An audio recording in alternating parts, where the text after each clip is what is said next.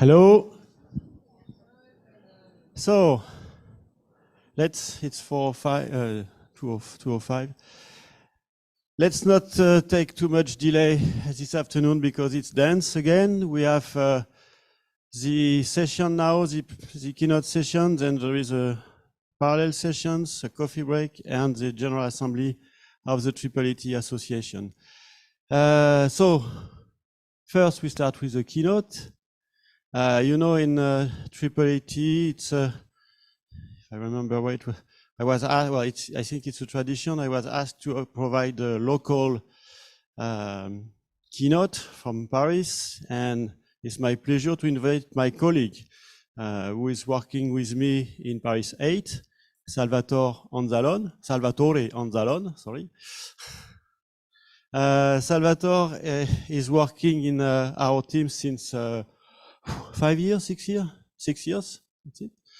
And he's a specialist of social robotics, and he's going to talk today about the some different projects we had on the use of robots for then artificial agent for helping neurodevelopmental deficits. This is a very hard word to say.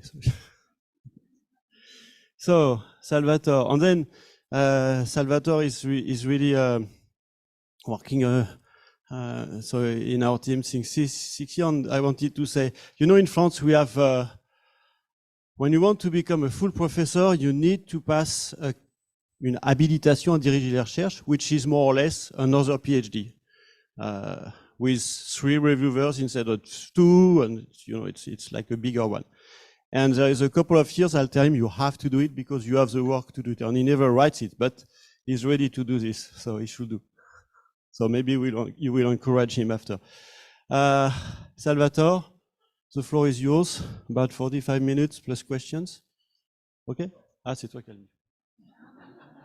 I thought there was another. No. Okay, but thank you so much for the introduction. So you will jump now from French English accent to the Italian one. So I hope everything will be clear. But I saw a lot of Italians in the crowd, so yeah, I have my fan base apparently. So well, thank you everybody for being here, and thank you to the organization for giving me the opportunity of presenting the works I did in the last years. As Dominic said, I'm basically I'm a roboticist, a social roboticist, and I like to highlight this word social, because if you think, right now robots, all the robots that the last majority of robots are in that kind of situation, no? Like in Fiat, in Renault, in spaces that are completely separated, which there are, you know, the world of the robots, the world of the machines, and the world of the humans are completely separated. The idea is that we know that we want to unlock new scenarios in which we could have a more stricter collaboration between humans and robots, so like supply chains, or environments that are completely forbidden to this kind of technology, like the robot in the house. Okay, this translates to basically to give a kind of intelligence. Which basically it's different from if you think about the intelligence, the point is where to start. If you think about the intelligence, we don't have a real definition of what intelligence is, okay? But we as engineers, we try to be practical, isn't it? So I like to start from this image in which I took this from some psychology theories that divides intelligence in motor intelligence, so the ability of stay inside our body, and this can be more or less something that kind of robot are really good, On the other side, you have the abstract intelligence, the ability of foresee, of doing forecast, or doing planning. And this is the standard artificial intelligence in some way. And then we can imagine a third. This can be, this can be the abstract intelligence, something really related to what we are accustomed to do with our PC, no? Our PC, I mean, I'm not able to calculate pi until the n cipher, but a computer can. So in some way, the computer is intelligent, but it's not intelligent in the way that I would like to talk with. Okay, sometimes I talk with my computer, but this is not. The idea is that maybe there is a missing brick. And for me, my idea is that the missing brick is exactly this social part, this social intelligence. This social intelligence that can be some kind of ability of getting along with the others. This is another definition that I picked from some book of psychology.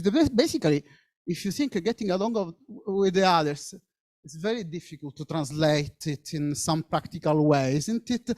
So, but we can, in some way, translate it into two main challenges, no? On one side, okay, if you look at that image, no? For everybody, I think we can agree that there are two people, no? Maybe one is a boy and the other one is a girl. Maybe they are fighting, no? What you are doing, you are trying to interpret what is going on over there, okay? Extract the main features, but actually that one is an image, is a monochromatic image, which there are two shapes. And also is very biased because assistants over there, I said, the second one is a girl. Why? Because she has long hairs, but me, I have long hairs too, isn't it?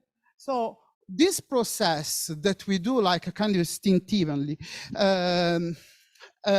of giving meaning to to images, to situation, giving a social meaning is something that is innate in us. Was Plato, some random Greek that said at a certain point, humans are social animals, isn't it? So one side of the challenge is try to understand what is going on, try to understand try to understand, to extract social informations from our world by producing metrics, models, techniques, and algorithms. Isn't it capable of describe the dynamic of social interaction? This means reviewing and understanding the basic socio-cognitive skills that makes human interaction possible. And on the other side, well, yes, we have the idea of try to bring these capabilities into agents like robots, like virtual agents. And this translates in the development of socio-cognitive skills that actually take in explicit account the human presence in the perception condition actual loop. What does it mean? It means that humans, we can treat humans as an obstacle, okay, avoiding it if I am a robot, but we can actually also interact with people. If I am a robot and I'm in a corridor and I meet a person, I can say, hi, do you need something, isn't it? So I worked a lot on this kind of stuff before arriving in France, but also at the beginning, it's something that I really like to do. But you know, what happens is that you know, if you want to do science, we want to do, how can I say, we are accustomed to try to find difference, isn't it? Try to find conditions. So when we talk about social, it is interesting actually to try to understand what is going on one side when the social intelligence works, okay? But it's also very, very interesting when there are deficits that involve social intelligence. That's why at a certain moment when I arrived in France, I had the possibility to start this interaction, this all a kind of works. Okay, all a series of works with the PT Salvatore Medical Hospital, trying to use robots and artificial agents in autism, in ADHD, and in all this kind of deficit that goes into the this term, this kind of very large umbrella, neurodevelopmental deficit. Why? This actually is, for me, is super interesting because someone can ask why we want to use this kind of systems. There are many answers. There is one assistance that for me is really important. Once you live in Paris, you have an easier access to top level people and treatments and practitioners that are very well trained, etc. But if you go outside, I mean, I come from Sicily, okay? If you go outside, if you go in France, there is this term déserts médicaux, are places in which it's difficult to reach an important level, the important level of healthcare that are in the big cities. So one possibility is surely train humans. Another possibility is to, how can I say, use machines, computers, robots, agents to do something similar to what people does in the hospital, in the training center, in the remediation center. So this is one of the possible replies. On the other side, another thing that we can do, and we actually do, and I will show you some of the stuff we did in the last year.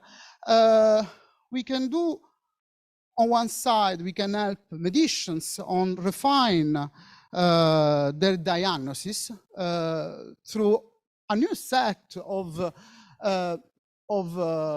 instruments that can elicit behaviors, assistance.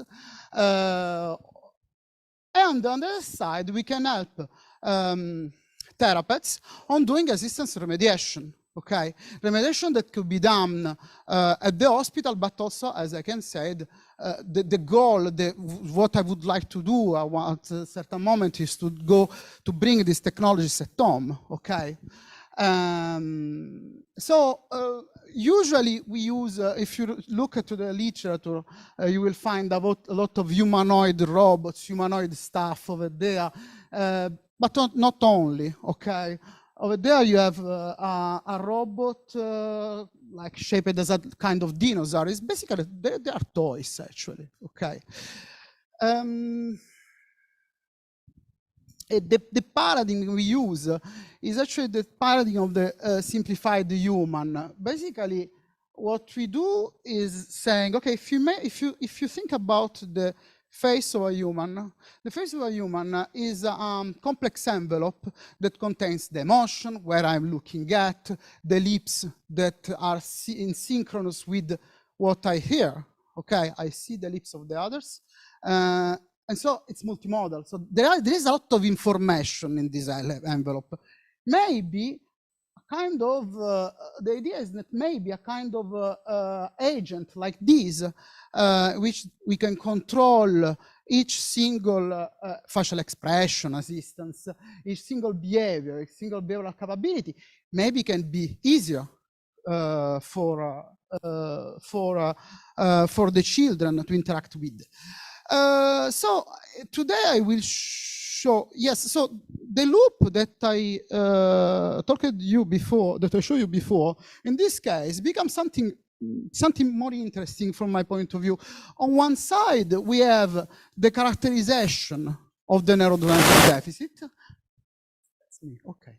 The characterization of the neurodevelopmental deficit. On the other side, we have the development of this kind of natural interfaces with the goal of extending the human intervention through continuous, long-term, and personalized protocols. I had some video that I forgot to run. So exactly, on one side, we have the idea of producing algorithms, methods, and models that are able to capture and describe the dynamics, not just of the social interaction, but what is going on into the neurodevelopmental deficit. On the other side, with what is called the social signal processing. On the other side, we have this idea of building robots, building artificial agents, using all the weapons we have, basically, okay? So developing medical tools through gamification and interactions. I will show you today mainly two possibilities, two axes, several examples on two axes of research. The first one is on the more focused on diagnosis, okay, and the second one is more focused on remediation, okay. So we started focusing. It was like 2012. It was this European project Michelangelo. I like to remember it because it's the project that, thanks to this European project, I was able to come in France and start this kind of activities. We focused on joint attention. So I know that you know that both we are looking over there. And we used a social robot now, it's over there, to elicit attention to focus the cat and the dog over there. And at each trial, we tried to elicit joint attention just using the gaze, then with the gazing and the pointing, then gazing, pointing, and speak. So look the car, look the dog. And we joined to the robot a pipeline of RGBD data analysis. So we used basically a Kinect to extract the body, the skeleton, then to have in a fine way the behavior of the child and the direction of the head. Okay, maybe some of you already understood where I'm pointing at. Because thanks to assistance, if you focus just on the head, we can understand if there is a kind of action-reaction to the stimuli that the robot is trying to give to the child. You know? As instance, over there, you see that there are some peaks. These are, is the pitch, the yo, or the pitch? Left, right, okay. Left, right. Basically, is a child that look at right, look at left, right, left, right. If we put all the data of pitch and yaw, so the whole movement of the head, we can arrive to this kind of maps that are kind of heat map that can say something of what is going on, that can resume what is going on, resume the behavior of the child. We did some experiment with 20 children, 40 children, okay?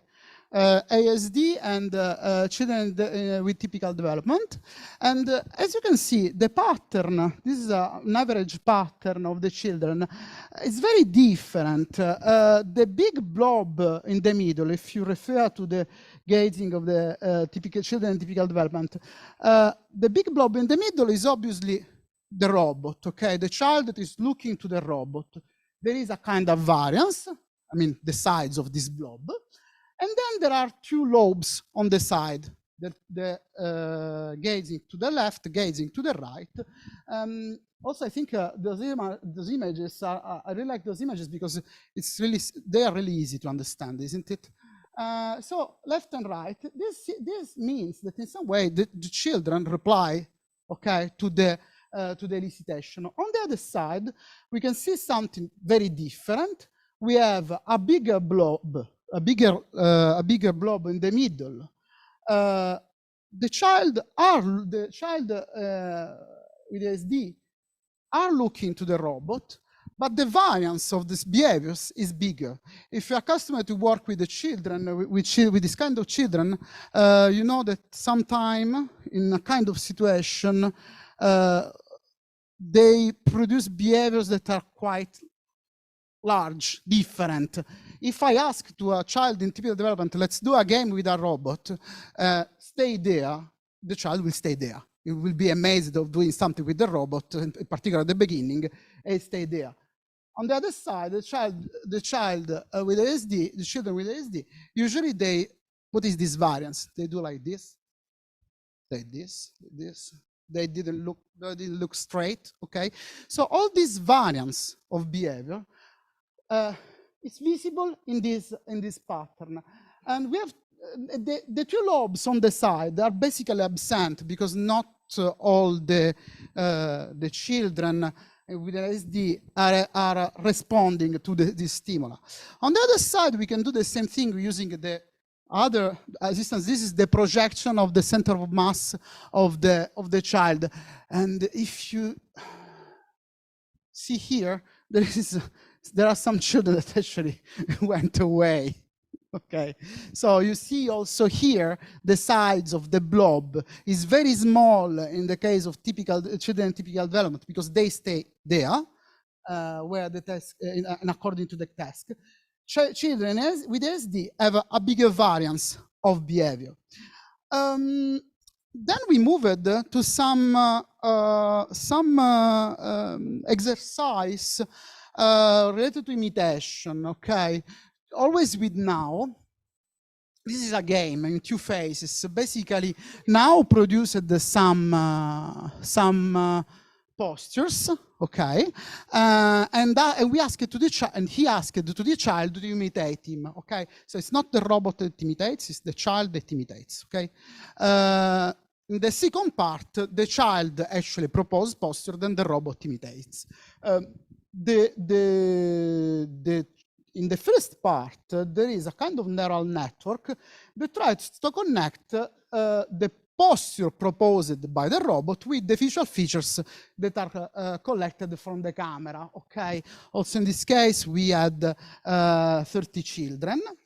And okay, you know, as engineer, we can say, okay, what happened? Yeah, I could say that our neural network was able to correctly recognize the posture. There were some postures that were more recognizable from our neural network. Other posture, not. This is not the point. Okay, the performance CC can be interesting, but what happened was that if you go inside this neural network that augments, increase the number of neurons to represent the variance that is capturing, you see that the number of the neuron in time increase with a different delta, can I say, in a different, what I want to say is that this line here is the line, the number of neurons that are recruited in children with ASD. And this here, you have adults and children in typical development, and the angle is different. This means that in some way, to record something similar, the neural network needs to recruit more neurons in the case of ASD than in the case of children with ED. What does it mean? This could be a metric to evaluate in some way what is going on with the child, because in some way this is actually an internal metric of a neural network, okay, can be something interesting for the doctors, because in some way it encodes the variance of the behavior that we have in front with the child, that are produced by the child. So this is something that actually could be interesting. The same time, so joint attention, imitation, perspective taking, okay? I try to see the world from your point of view, okay? We did this not with a robot, but we projected a an artificial agent on the wall. Actually, for this kind of stuff, this kind of avatar are actually not so bad because they are easier to use than robots. Okay, and then this is a tightrope walker. Okay, basically. Over there, you have the projected avatar, and then there is the line that goes out from the screen and that continues in the real world. Okay, and so the idea, we asked to the children to imitate the avatar, the tightrope walker. So you know what happens when you try to imitate the tightrope walker.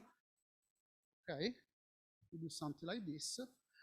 Okay, so if the tightrope walker gives you the shoulders, you just imitate it, okay? But if the tightrope walker goes towards you, actually, in order to imitate it, you have to do a mental rotation, okay, in order to imitate it correctly, because you see itself in like mirrored, okay? Always with a keynote, we were able to collect the data in real time for further analysis after. The data is of this kind. You have in orange the tightrope walker that is really smooth, and in blue you have the child. We collected this, the bar, and the position of the shoulders. Okay, the angle of the shoulders. In this case, we had 80 children, and we augmented the children with developmental coordination disorder. Okay, so deficit on fine motor skills, on the control, on movement control. What happened? What happened was, maybe Piaget could say something about this, that doing perspective taking is very difficult. You have over there the age and the perspective taking abilities, so the ability of following correctly the movement of the avatar. You can say that at a certain moment, around 12 years old, they start to understand what they should do. Also, if you really say, no, you have to think about it, no? And actually, this is quite interesting because you can see some kind of developmental pattern. And the other thing, we try to correlate because the point is that not everybody was able to do it, isn't it? Not everybody was able to do it. So then we focused, we took the absolute value. we tried just to focus on the movement itself without focusing on the perspective, if the perspective was took or not. So, and we did some correlation study, and actually we found that we are able to see to differentiate the children in typical development with the children with autism. And actually, the interesting thing is also that during the trials, we can see how children with DCD are able to learn, okay? Are able to learn, and at a certain moment, they are not anymore distinguishable from children in typical development. This is kind of, we call it this interpersonal synchronization, because it's kind of synchronization between the child and the movement of the bar of the avatar. Then we calculated, and over there is more evident, we calculated the correlation between the angle of the shoulder and the angle of the bar, because sometimes there are some children that do like that, okay? Other children that do like that, okay? And also here, this is still more interesting, I think. You can see that for younger children, you have really 3 classes, okay? And then while children with developmental coordination disorder grow up, they are not anymore distinguishable from children in typical development. So this is actually interesting. And we also can see how autistic children progress progress, yes, but more slowly, okay? So those are all kind of metrics, I think, that can be useful for doctors to refine their diagnostic. There is something that is important, I think. It's important to say. We do not want to do algorithms that do the work of the medicians, okay? These children already have a diagnosis, okay? We are here to give more instruments to that doctor to better clarify, refine, okay? Maybe try to understand if inside that definition there are subclasses, okay? We do not want to steal the job of anyone, okay? So, on the other side, I try to use this kind of stuff for remediation. And remediation, the idea is to go outside the laboratory, outside the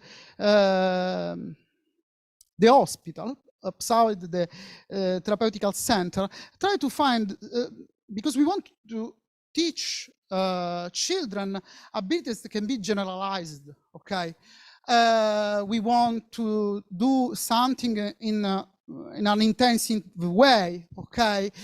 So at a certain moment, we thought about the school as a possible scenario, which actually it's something that I think about the school as something in the middle between the laboratory, that is ultra mega structured, okay? It's an environment that we know, that we can change, we can adapt around the technology, and an unpredictable environment that can be the home, okay? About the home, actually, everyone lives in a different home. It's very difficult to find anchors to attach to. The school is something on the middle. There is more structure. So the idea is that the school could be something that in which is a place in which it would be possible to use this kind of tools, with the goal actually to tailor teaching strategies and intensive therapies to the special needs of the children. For me, the word tailoring is super important. And also the term tailor is something that I really like. It's something built around the child, okay? To try to teach each child for each own unicity, okay? In this scenario, we can try to adapt teaching strategies, the feedbacks that the robot, the virtual agent can return, and also the learning scenario itself. About the learning scenario, the classroom is something which it's a place that's very rich. We are accustomed to think to the frontal instruction, okay? We will see some experiences on this kind of stuff. And over there, we can imagine to put the robot on the side of the child as a companion, okay? I like to put Kinect everywhere, okay, the cameras. Try to summarize what is going on, maybe if it is difficult. On the other side, you have a different kind of pattern that for me I think is very interesting, is learning by teaching. Basically, the idea is that the child teaches to the robot. We are accustomed usually to see robots that teach to the children. Okay, it's nice. At the same time, we can think to do the opposite stuff. The child that teaches to the robot something, okay? Always with the supervision of someone. So we tried to focus on dysgraphia, so bad writing. Children with dysgraphia, we focus on the dysgraphia in particular also in children with developmental coordination disorder, because dysgraphia usually emerge as in DCD as an outcome, as something possible that comes out because the child is not able to control very well his fine motor skills. So what happened in dysgraphia? We try to resume what happens with this schema. Basically, I am a bad writer. I'm not writing very well. Then I don't want to write because people actually say me, you are not, you are not good, whatever. So I avoid writing because writing actually increases my anxiety, lowers my self-esteem. But without writing, you know, writing is something that is learned by writing, okay? We learn to write by writing. So you have less learning opportunities, so you will become worse in writing. So the idea is, can we use, I don't know, some technology to motivate children to do some kind of exercises? So we had this idea with our friends of Lausanne, of a system in which actually it's the robot that is very bad. This is not this is very easy to do. It's very bad on writing. We have a tablet, and then the idea is that the child can teach, can review, can recheck what the robot have written. Actually, the robot is not actually writing. Okay, the robot imitates to do something. He has his own tablet, and then the child can look at the actual handwriting of the robot and can decide, can evaluate the handwriting capabilities of the robot, and then can propose eventually, if we really don't like, how the word should be written. This is something that at the beginning of this project, we started to work with it with a very complex scenario with a Wacom tablet, etc. Now you can do this. We start to work with an Apple tablet, so it's something that, I mean, you can have it at home, really. So the idea is to try to propose to the child new ludic opportunities for learning. Okay, so we started obviously for the characterization of the handwriting that we right now we just did with the trace that we are able to extract from the tablet. We would like also to work with the posture of the hand, so how we grip the hand, the pen, and the body posture. Okay, to check if there is some correlation on the posture, bad posture, or good posture for handwriting. Actually, there is a standard measure to score the handwriting of the children, is the BHK score, Brave and Bra, and it's a term in German, I think. That is a score that tells us if the capabilities of handwriting of the child. This is very interesting, but BHK, as delimited, is very time consuming. You need a person that is really able to know how to do it. It's complicated. So we had the idea, maybe from all this story, we can also try to do, I mean, not an automatization of the BHK, but maybe something that can help people on doing it. So we analyzed the trace, as I said, in a static way, like how the letters are wrote in their dynamicity, the pressure, the tilt, and actually we were able to extract a lot of features that in some way can represent what is going on in the handwriting. We collected an interesting sample of handwritings, and basically we tried to use BHK as a baseline, and we tried some machine learning models, random forest. And actually we obtained some results that were very, very interesting, like a fun score of 97%.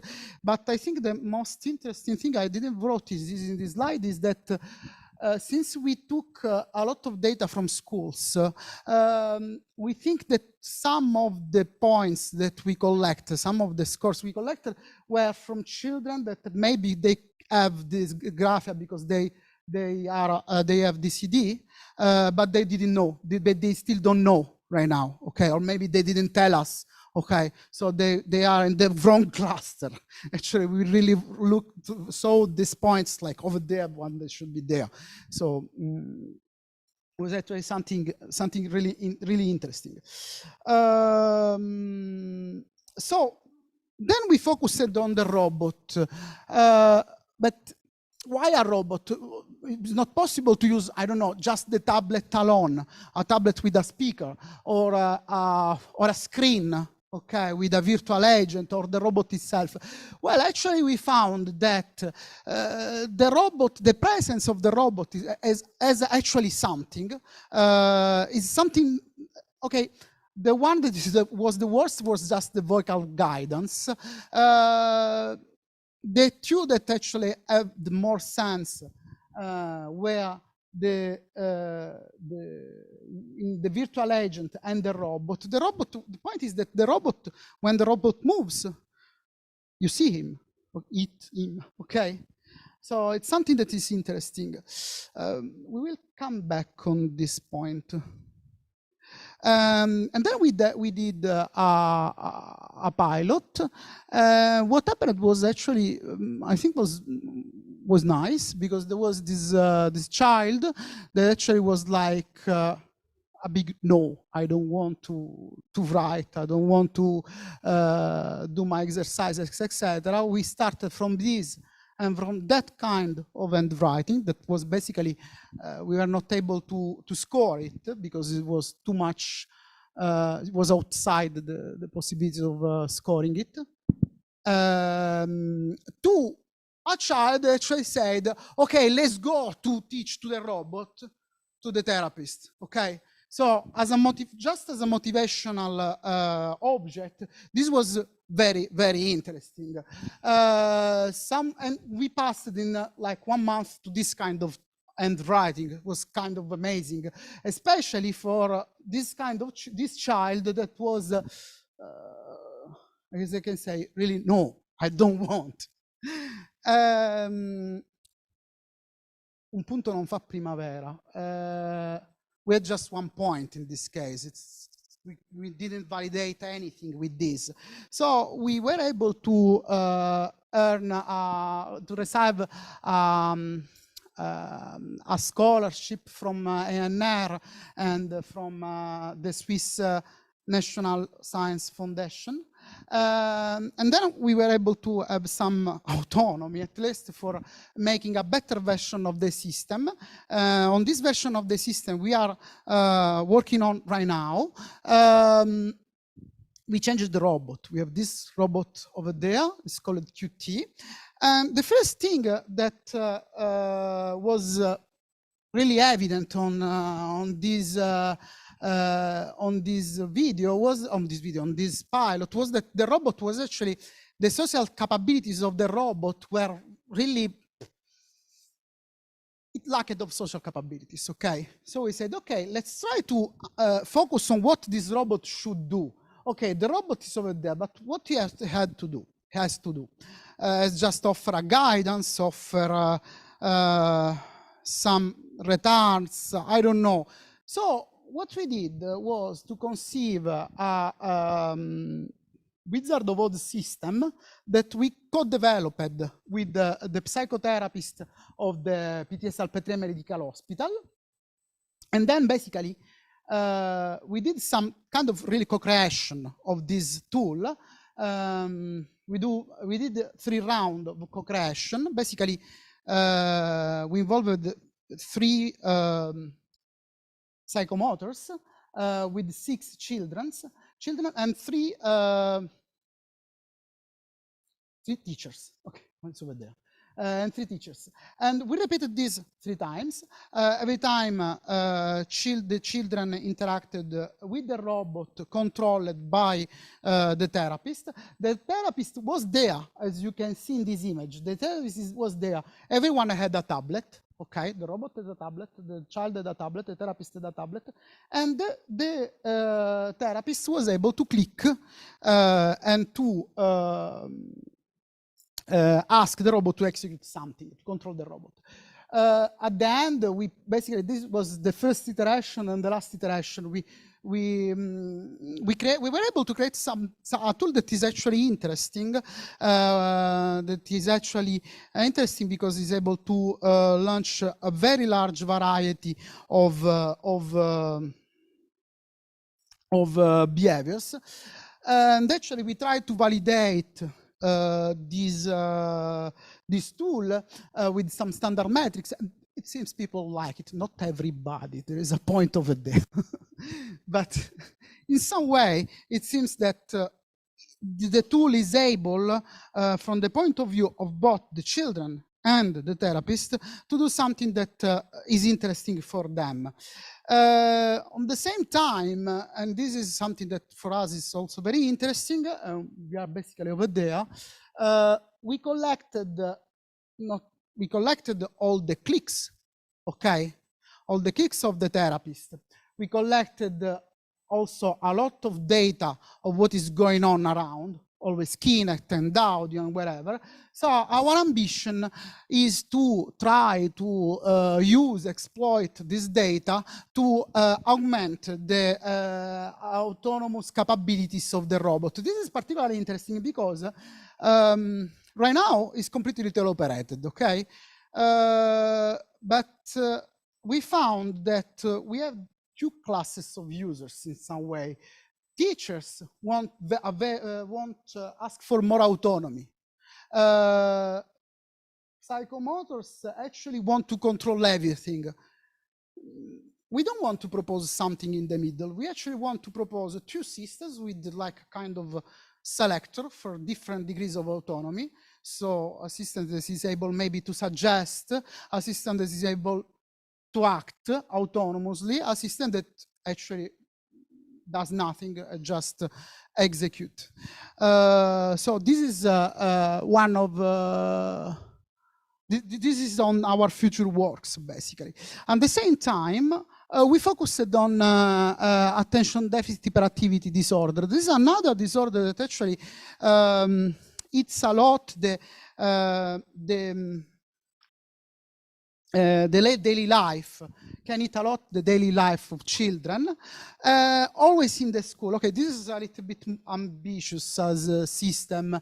The idea was, can we try to find a way to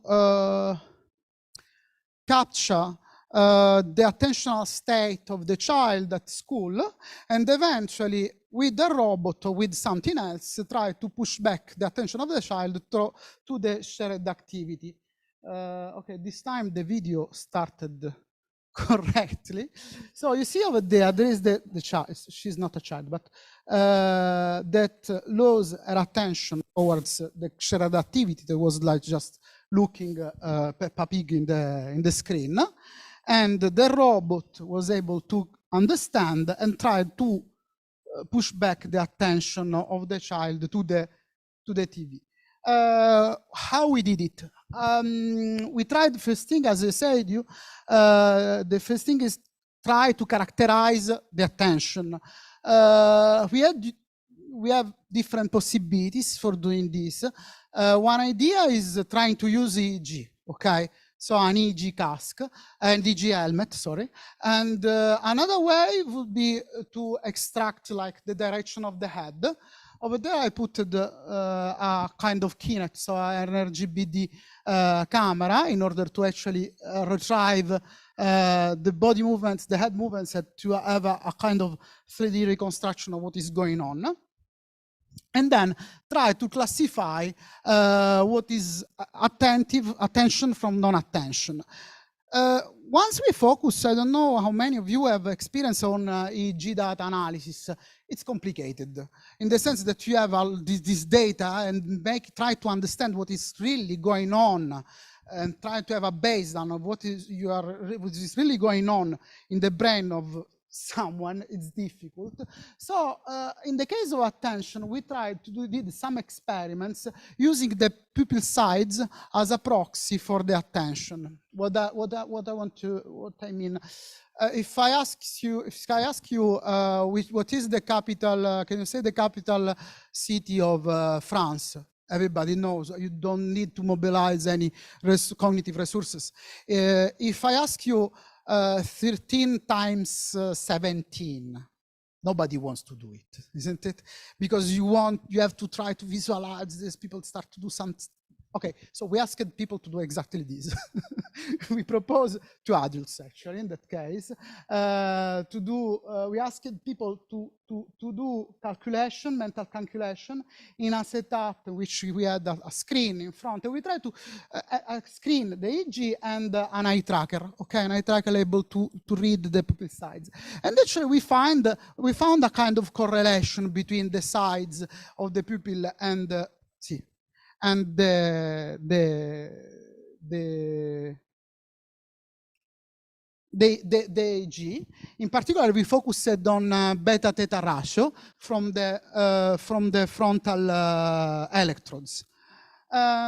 So we said, okay, maybe we can try to do it and see with more children what is going on. So we tried to set up a bunch of feedbacks. We tried to do a kind of scenario like this. What happened? Well, actually, what happened was that actually was pain. We had a lot of questions. This resulted just in a lot of questions, which are the good feedbacks. What is the best role of the robot, which is the best task? Because over there, I showed you like watching Peppa Pig, okay, but maybe is that one the best of the possible tasks which this system makes sense? And again, what is the baseline for each child that should be adapted at to each child, to each session of the use of the system? And what also we thought is that if you don't have a very, very good measure, and then the robot interacts when it's not supposed to do it, actually you don't have an instrument to improve attention, but you have a potential source of distraction. And this is actually what happened. We had in our second pilot, we had it was interesting because in some way we saw that the presence of the robot was kind of encouraged the children on memorizing stuff. So the motivation came back. But then when the robot started to talk by itself because it decided the child was not exactly attentive, actually it distracted. And this is for me very interesting because in the community of robotics there are a lot of works that right now there is a kind of hype of works on robotics at school, and people seem enthusiastic, but actually this data tell us that actually you are really, I mean, having robot in the classroom is not the solution. You have really to think about how to use them because they can be really some source of distraction, okay? So they can do the opposite, yes, I'm finishing, the opposite thing that it's supposed to do. So I finished. So what we are working, what now? We have some other project. We are continuing with the autonomy of the first robot. We are trying to exploit in other ways the data we collected on the movements, because actually we can, maybe we'd find something. We will see. Let's meet again in future, maybe, for this. And we will try to focus more on the neurofeedback because we think that it's something interesting over there. At the same time, well, I try to do some can I say, to incite the community on working on this kind of subject. If you have time, we have we did in 2020, you know, when people were bored alone at home, we made a workshop at iCrowd 2020 on social robotics from neurodevelopmental disorders. So you have a YouTube page in which basically there are a lot of talk. I hope that could be interesting. You can find also some interesting stuff on the YouTube channel of the laboratory. For the Italians, I do my part of advertisement to the artificial intelligence and robotics workshop. And also, if you want to come back in Paris in October, we will participate to ICME 2023 with a workshop on education. But I want to finish thanking all the people that actually was with me in all these activities, because without them actually I was not able to do all these things. In particular, there is a lady over there, Janine, Dominique, of course, Isis, of course, over there, and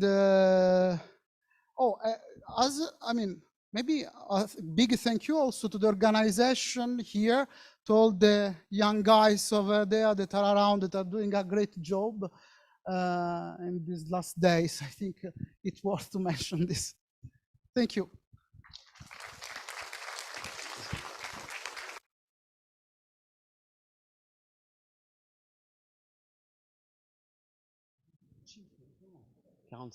What is interesting is that we harmonize the money between Sweden, all Europe and Italy, but not the minutes. From north to south of Europe, and then in Sicily it's very long. Maybe we have one or two questions that we can take this time. Anybody? Maurice. I have a naive question. One would expect, first of all, thank you very much for the great talk. But have you compared, if you replace the robot with a human and making the human do the same task, what would be the difference in a kind of control group comparison? Okay, I can reply in different ways. The first that came in my mind is that we do not want to replace the humans. They are doing different things, and then the outcome will be different. Okay, we always have a structure. I mean, the thing of the joint attention, actually we know it also from the books, that there is some difference. The interesting thing is that we quantified this difference. I think the main point is that depends on what you want to do. Depends if you want to do assistant remediation at the hospital and the therapeutic center with humans. I mean, the final goal is to interact with humans in a smooth way, okay? At the same time, if you are in a place in which you have problem to reach, or, you know, the point is also in Paris, in the best of maybe the possible world, these children need an intensive care. And so here, this is could be maybe an instrument to give them this intensive. Thank you. I was not to defend humans. I just want to say that maybe robots are better for children who have interest in robots than a human.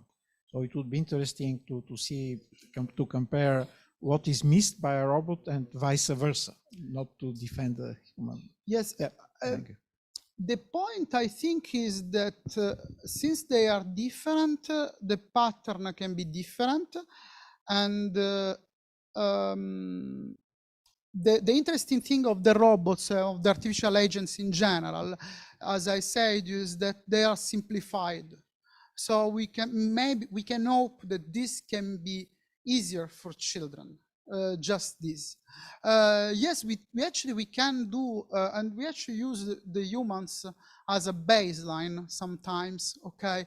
But I mean, there are too many people that actually do this, so I try to do other stuff.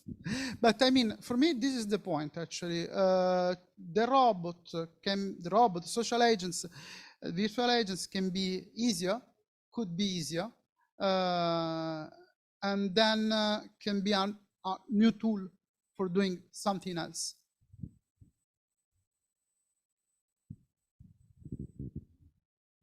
Hello? Oh. Yeah, sorry. Sophie, okay. I would like to come to your initial motivation. for people who are in medical deserts, no doctors, no help, and they buy this robot. Can they now get, No. thanks to your work, diagnostic, help, methodologies? And how far are you from your very nice objective?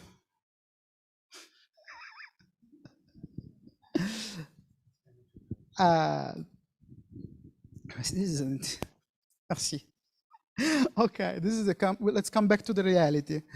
The point is that, okay, there was something that happened to me a few months ago. There was some friend in Italy that actually told me a story about a school that brought a lot, they received a kind of money from the government, and they decided to buy a lot of robots. Then robots arrived, they turned them on, and the robots were not able to do anything.